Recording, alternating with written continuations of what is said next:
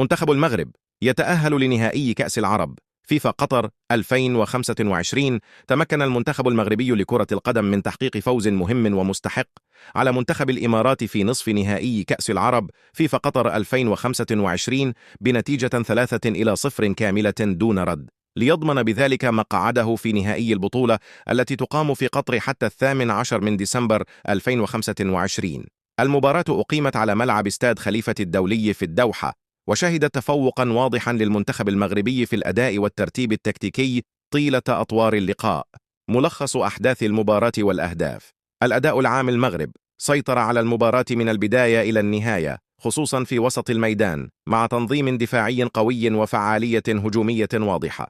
الإماراتيون حاولوا شن هجمات معاكسة، لكن لم يتمكنوا من تهديد مرمى بن عبيد أو صناعة فرصة حقيقة تسجل في النتيجة.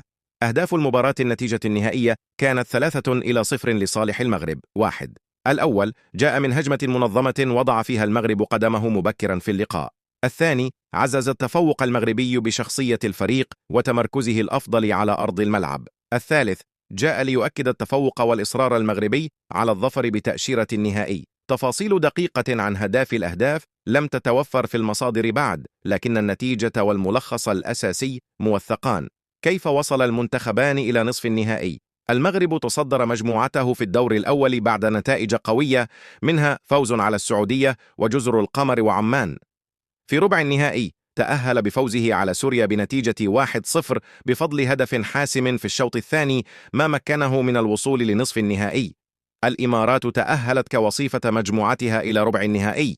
في ربع النهائي نجحت الإمارات في عبور خصمها منتخب الجزائر بركلات الترجيح بعد تعادل 1-1 في الوقت الأصلي. أهمية المباراة والسياق الرياضي. المباراة كانت من أبرز مواجهات الدور قبل النهائي، وكانت منتظرة بكل شغف من جماهير الكرة العربية. الفوز يؤكد قوة المنتخب المغربي وقدرته على المنافسة على لقب البطولة الكبير.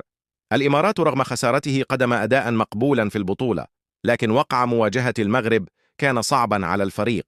ما ينتظر المغرب في النهائي بفوزه على الإمارات 3-0.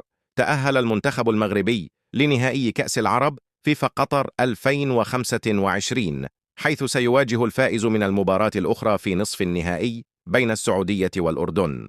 المباراة النهائية ستكون فرصة للمغرب للمنافسة على لقب البطولة العربية وإضافته إلى سجله في البطولات الدولية.